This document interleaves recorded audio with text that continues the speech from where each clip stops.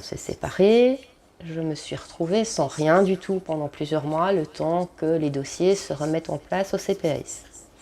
Quand tu dis plusieurs mois, combien de mois ça, Laurence? Je suis restée en couple pendant 1 an et demi, Oui, et pendant 1 an, c'est lui qui était chef de famille. ok. Donc tu n'as plus perçu d'argent pendant un an? Je n'ai plus rien perçu du tout, puisque Ok. ma fille n'habitant plus avec moi, donc on n'avait plus les allocations familiales, donc on avait juste son revenu à lui.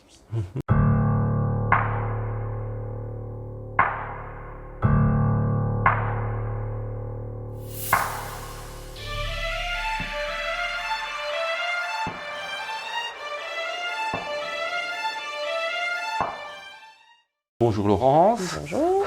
On se connaît. Oui. On s'est déjà rencontrés plusieurs fois au kiosque à Charleroi, hein, il y a de ça quelques temps, pendant la splendeur des Gilets jaunes. Hein, tu venais donner à manger pas loin du tribunal de Charleroi. Exactement. Voilà, tu nous as invités chez toi, merci. En tout cas, il fait bouillant de chaud chez toi. Y a pas de sent que souci. tu es en train de mourir à petit feu, c'est presque le cas de le dire. Qu'est-ce que j'allais dire? Ben voilà, tu as vu aussi quelques témoignages, quelques reportages qu'on a fait sur les personnes en difficulté. Et tu t'es d'office mis volontaire pour pouvoir exprimer un petit peu ce que tu ressentais sur le cœur. Et surtout nous expliquer la situation dans laquelle tu vis. Oui, la réalité de la situation. La réalité de la situation.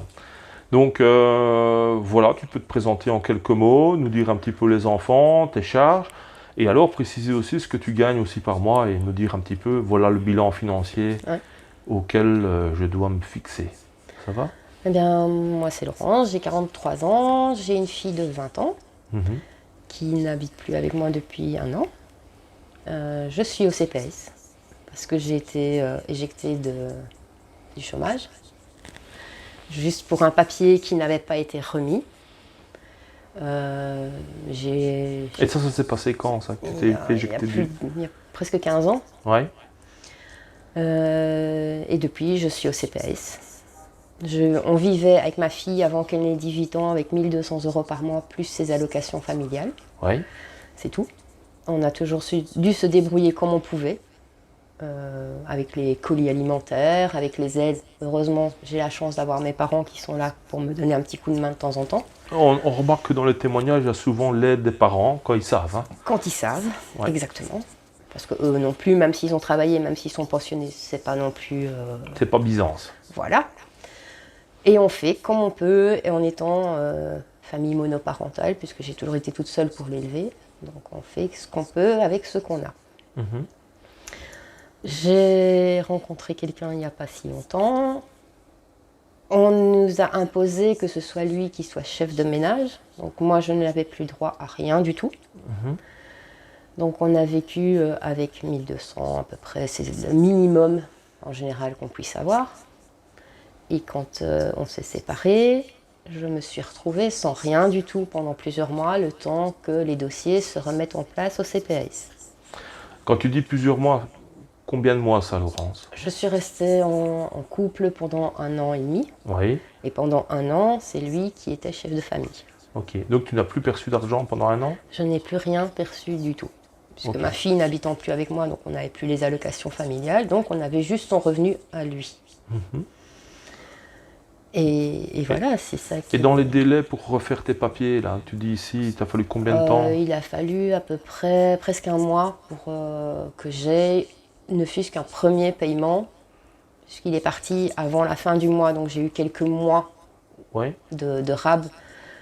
Donc le premier paiement pour les jours de fin de mois, j'ai eu un petit paiement, mais c'est tout. Et puis les paiements sont redevenus, là ça fait un mois que je reçois, comme tout le monde, au CPS, le jour où ils payent. Et comment tu fin as de mois. fait pendant le mois où tu n'as rien reçu? J'ai eu la chance que maman était là pour m'aider, mais ou sinon, on fait rien, on mange pas.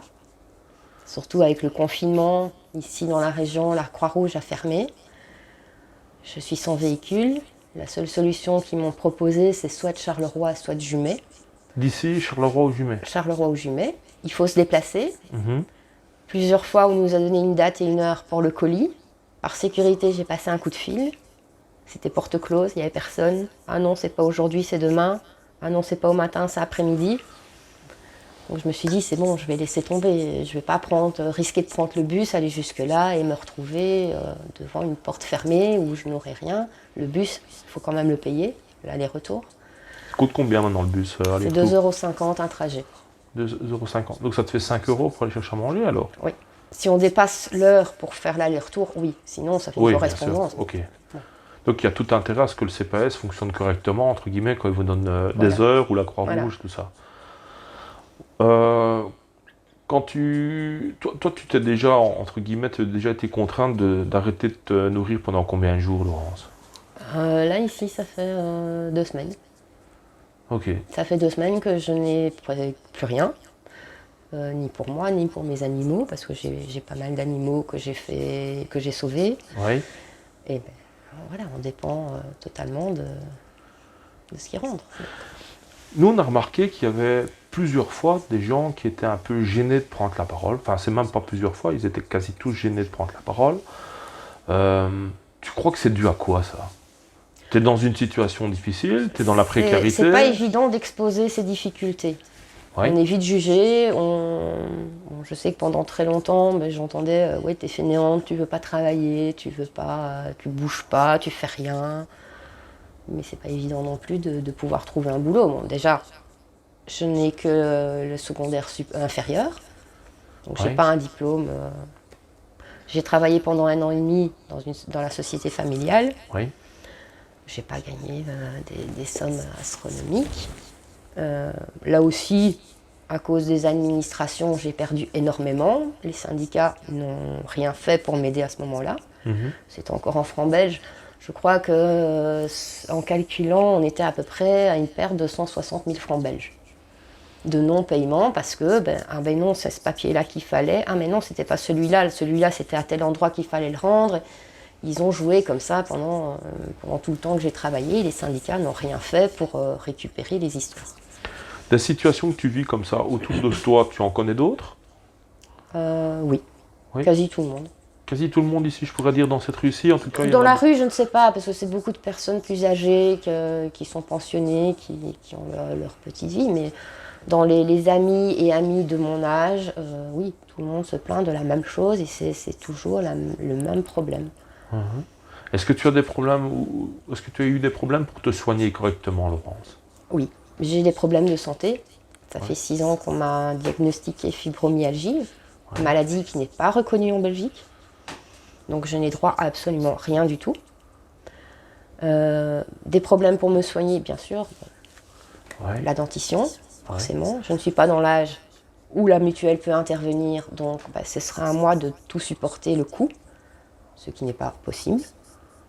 Ici actuellement, maintenant que je retouche du CPS en étant seule, je retouche 960, quelque chose comme ça, exactement, je ne sais pas, mais 900 et quelques euros.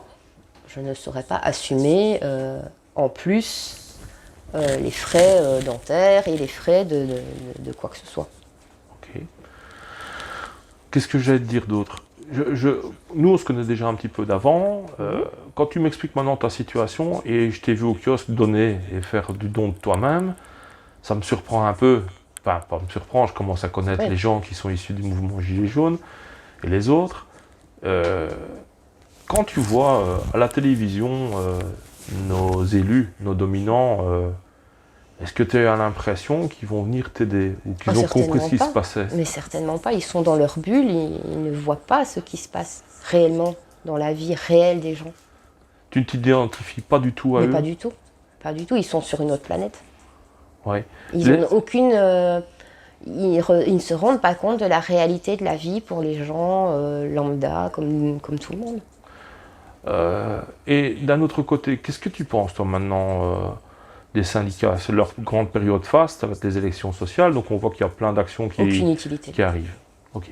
Ça, c'est ton sentiment de dire, voilà, il n'y a aucune utilité? Aucune utilité. J'ai été affiliée pendant des années, et puis quand j'ai travaillé aussi à la FGTB, pour ne pas les citer, et quand j'ai eu justement avec ce travail les problèmes de non-paiement, ils n'ont jamais levé le petit doigt.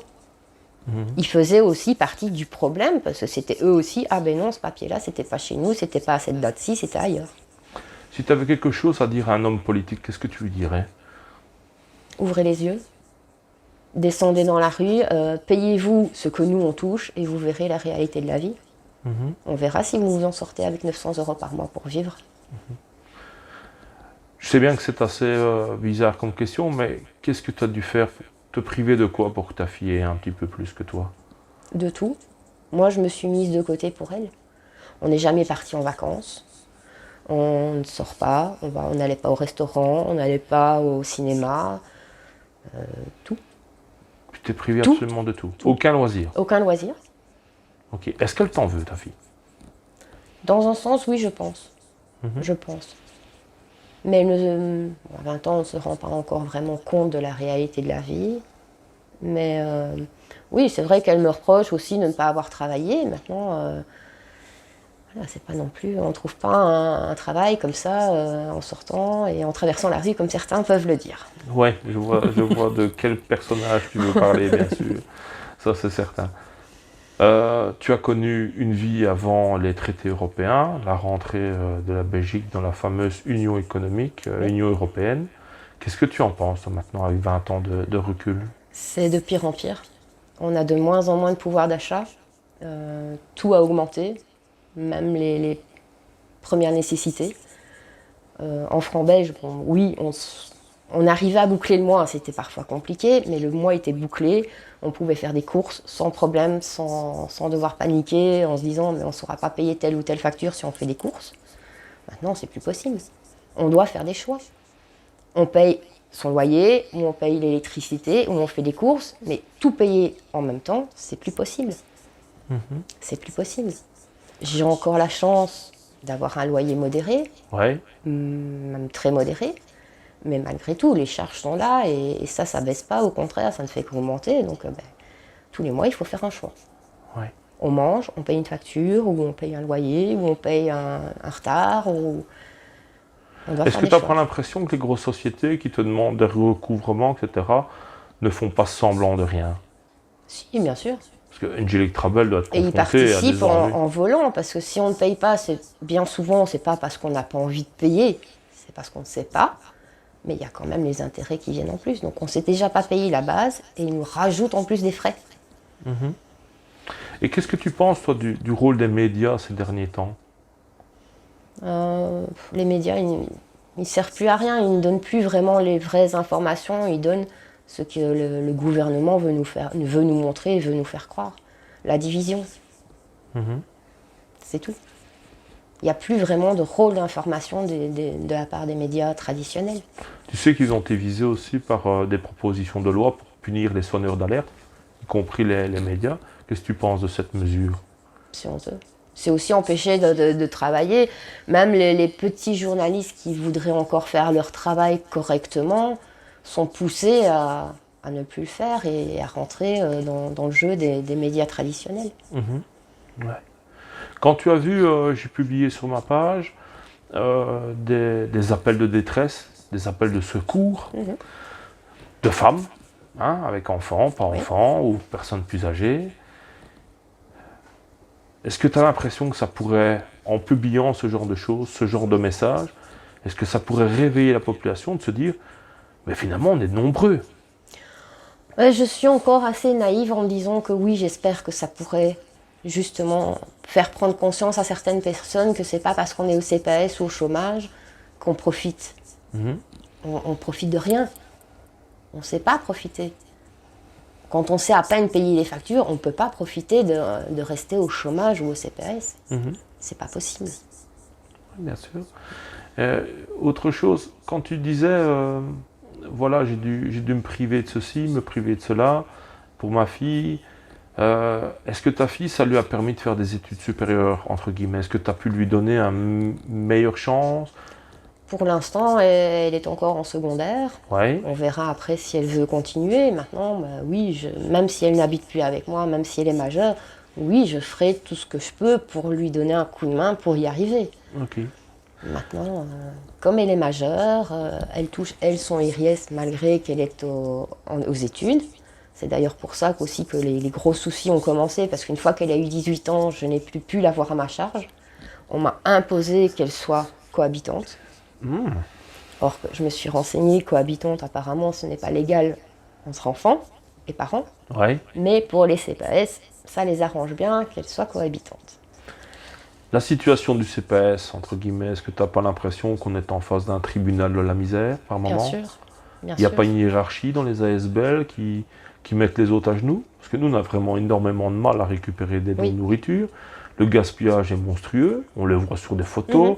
On sait même qu'il y a des acteurs, entre guillemets, des ouvriers qui travaillent pour les grandes boîtes qui nous le donnent, des Ouais. informations. Le CPS, il vit à crédit aussi. Donc tout doucement, il a plus de... Qu'est-ce qui risque de se passer? Il n'y aura plus rien pour personne. On va être laissé à l'abandon, tout simplement. Ouais. Et ce sera encore une grosse partie de la population qui va se retrouver SDF. Est-ce que tu... On en avait déjà discuté auparavant. Les gens ont des a priori sur la pauvreté, qui sont moins éduqués, qui n'ont pas de savoir-vivre, qui sont sales, qui sont fainéants, qui profitent. Est-ce que tu as vraiment l'impression qu'autour de nous, c'est toujours ces gens-là qu'on voit? Pas du tout. Pas du tout.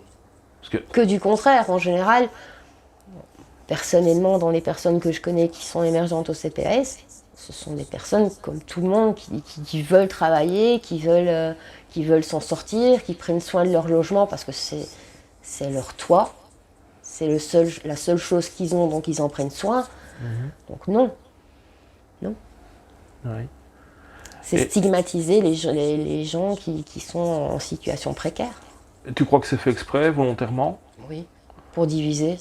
Encore pour diviser? Encore pour diviser. Tu as des autres personnes autour de toi qui vivent la même situation. Est-ce que vous avez déjà parlé de la solution? On ne voit pas vraiment de solution.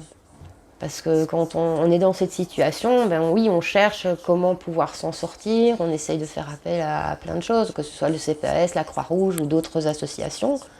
Et bien souvent, on a porte close. On ne rentre pas dans les normes, où c'est pas possible, où il faut faire des kilomètres et des kilomètres pour avoir quelque chose de potable et c'est pas toujours sûr de l'avoir. Donc on voit pas de solution. Donc on reste dans notre coin et on assume et on se prend tout dans la figure. La discussion qu'on avait eue vis-à-vis des autres membres aussi, c'est de se dire, tiens, tout doucement, on est comme nassé dans une manifestation. L'Europe ressemble à un grand nassage où ils ont coincé tous les gens. On retourne même à l'idée du Moyen-Âge en se disant, tiens, les riches pourront avoir un cheval comme dans l'ancien temps et se promener où ils veulent. Ouais. Et les gens précarisés, les familles en difficulté, en pauvreté, mais temporaire, ils ne savent plus en fait se bouger. Se rendre à un truc administratif à 6 km et demi, puis il faut aller chercher les enfants. Est-ce que tu as l'impression que les gens qui sont au-dessus de nous sont au courant délibérément? Est-ce qu'ils vous font tourner en rond? Est-ce qu'ils vous font perdre du temps, de l'énergie? Je pense, oui. Je pense qu'ils compliquent tout ce qu'il faut pour pouvoir bénéficier de quelque chose, pour justement que les gens abandonnent et se disent « non, laisse tomber ». C'est ce qu'ils donnent en moins, donc ils ont en plus dans leur poche. Alors l'autre problème qu'on avait vu aussi arriver, Laurent, c'est l'interprétation des documents administratifs qui arrivent. Ça aussi, c'est de plus en plus compliqué. Ils utilisent... J'ai la chance d'avoir une certaine éducation et d'avoir un certain niveau d'études, même si je n'ai que le secondaire inférieur. Mais oui, je sais que pour certaines personnes, c'est compliqué de comprendre le vocabulaire utilisé dans certains documents. Ok. Le déni de boîte aux lettres, tu sais ce que c'est? C'est celui qui ne voit plus sa boîte aux lettres et qui n'ose plus l'ouvrir. Est-ce que tu crois que ça touche beaucoup de gens? Oui. Vraiment? Ça t'est déjà arrivé, toi, Laurent? Bien sûr. Pourquoi? Bien sûr. Parce qu'on sait d'avance ce qu'il y a dans la boîte aux lettres, ce qu'il y a dans le courrier. Et on en a déjà assez, et on n'a pas envie d'en rajouter encore plus. Tu as déjà eu affaire à la huissier de justice, Laurent? Oui. Qu'est-ce que tu en penses? Ben là aussi, c'est la même chose que pour le reste. On ne sait pas payer, on a les huissiers, c'est pas de gaieté de cœur qu'on doit arriver jusque-là, et on a aussi des frais, parfois ça double même la dette initiale. Or que si on avait les moyens, mais on l'aurait payé d'office la facture. On n'aurait pas eu besoin d'aller jusque-là. C'est pas pour embêter le monde ou pour rouler quoi que ce soit, pour ne pas payer. C'est qu'on ne sait pas le faire. Tantôt, en parlant un petit peu et en se retrouvant entre guillemets entre anciens du rond-point, tu m'as dit, moi depuis le début, je crois qu'il va y avoir une guerre civile. Ouais. Précise-moi ça un petit peu. Pour moi, les non-réactions des gouvernements face à toute cette colère, que ce soit les gilets jaunes ou encore maintenant, parce que même si on n'est plus sur les ronds-points, il y a quand même encore ce grondement de colère qui est là. La grogne n'est pas terminée, Il ne non? faut pas croire, je suis certaine, l'entendre, ils l'entendent, mais ils font exprès de ne pas y répondre, pour justement encore plus séparer, encore faire plus monter la colère, pour arriver à ce que justement il y ait une guerre. Tu sens aussi, comment dire, qu'on stigmatise encore des gens d'autres populations culturelles ou quoi? Oui, bien sûr. Bien sûr, mais on stigmatise tout, que ce soit les religions, la couleur de peau, l'origine sociale, mais tout est stigmatisé pour séparer tout le monde. Mhm. Tout ce qu'on peut faire pour séparer les gens, pour comparer les gens, ils vont appuyer dessus. Donc, Séparer pour me régner, c'est pas pour rien. ouais, c'est vraiment ce C'est qu'on vraiment vit. ça. Donc toi, avec ce que tu gagnes maintenant, on est bien d'accord, tu ne pourras pas te permettre de partir en vacances. Il ne faut Non. pas qu'il t'arrive un coup du sort, Non. une panne non plus. Tu Oh nous as non. expliqué un petit peu comment tu vivais. Euh, Qu'est-ce qu'il te faudrait en plus, toi, vraiment? Je parle d'argent. Combien en plus par mois il te faudrait pour mieux vivre? Je calcule pas en argent. Oui. Moi, je demande. J'ai toujours dit, moi, je ne demande pas à être riche. Je veux pas être riche. Mais juste pouvoir aller dans le magasin, faire les courses nécessaires sans devoir calculer au moindre cent en se disant ah oui, mais si je prends ça, je peux pas le prendre. Ouais. C'est tout. C'est tout ce que tu as. Je veux pas de somme astronomique. Juste pouvoir aller dans les magasins, l'esprit tranquille et pouvoir faire remplir mon caddie sans me dire ah mais non, ce mois-ci, si je prends de la viande, je vais pas pouvoir prendre les pommes de terre ou voilà, devoir faire des choix. Ok.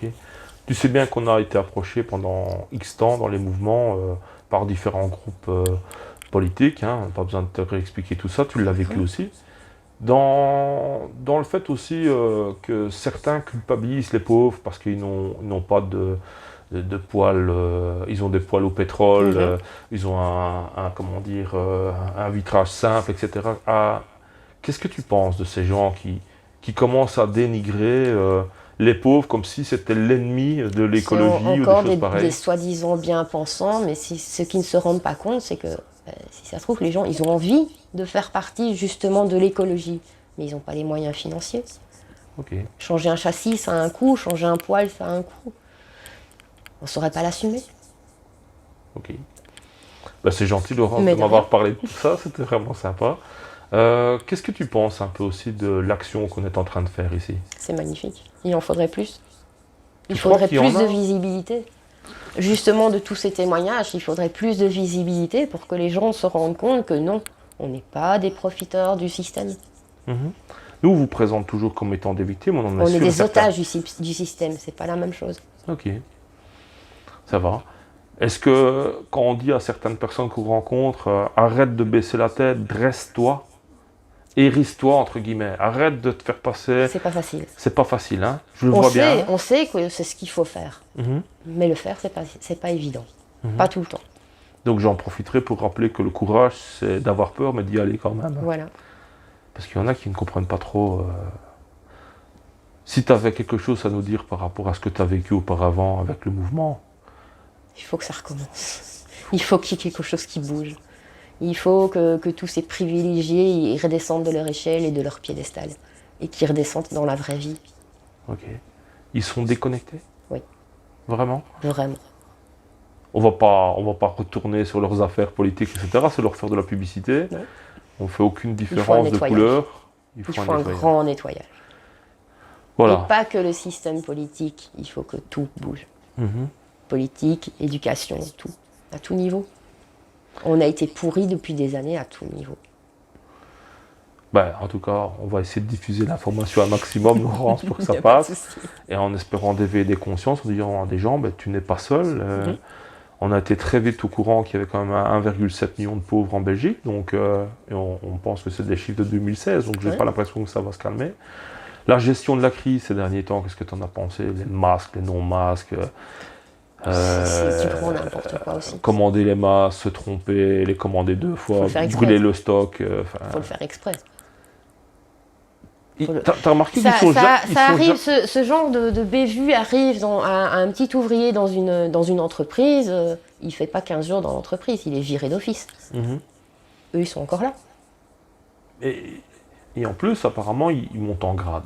Ils montent en grade et ils recommencent. Ouais. Tu trouves pas qu'il y aurait quelque chose à mettre en place pour pouvoir les révoquer? Ben oui, bien sûr. Parce qu'ils nous Bah, prennent déjà, toujours pour une bande d'handicapés. Déjà, les choisir nous-mêmes. Que nos votes servent à vraiment élire ceux qu'on a décidés. Mhm. Et pas les coalitions comme ils font et mettre en place des gens pour qui on n'a pas décidé de les mettre là. T'as encore l'intention d'aller élire des maîtres la Non. prochaine fois? Non. Ben, ça devient, j'entends beaucoup des gens qui sert à commencent rien. à dire que ça ne sert plus à rien. Ça sert à rien. Est-ce que tu crois que c'est délibéré? Oui, je pense. Ils ont déjà une idée derrière De la toute tête? façon, peu importe qu'on aille voter ou qu'on n'aille pas voter, ils savent déjà très bien avec qui ils vont travailler et ce qu'ils vont faire et les coalitions qu'il va y avoir. Ok. C'est juste un grand cinéma qui font autour de tout ça. Une autre question qui revient souvent sur la table, parce que notre pays, tu sais bien, il y a deux langues, deux cultures, on va dire, trois, qui est germanophone. Est-ce que tu as l'impression que la Wallonie est devenue une province flamande? Non, moi je ne rentre pas dans tout ça. Pour moi, flamand, wallon, germanophone, on est des humains avant tout. Mhm. Belge, français, italien, peu importe, on est des humains avant tout. Ok. Pour moi, tout le monde est sur le même pied. Ok. Le fait d'avoir moins je vais dire, de visibilité, entre guillemets, moi je ne comprends pas bien le néerlandais, je ne parle pas bien le néerlandais non plus. Est-ce que tu n'as pas l'impression que l'erreur du début, c'est de nous avoir empêchés d'apprendre correctement la langue des autres et la Si. culture de l'autre? Si, bien sûr. C'est délibéré? Ça a fait des séparations. Encore une fois, séparer pour mieux régner. Ouais. Donc là, on parle bien d'éducation, on parle bien de... Ok. Bon, en tout cas, Laurence, merci pour tes Mais de explications, ça fait plaisir. Mais de rien. Ça me déjà fait plaisir de te revoir et voilà. Alors, en tout cas, j'espère que ça donnera des idées à d'autres femmes en difficulté de s'exprimer. Parce que je pense que d'en parler, ça fait du bien aussi. Ouais.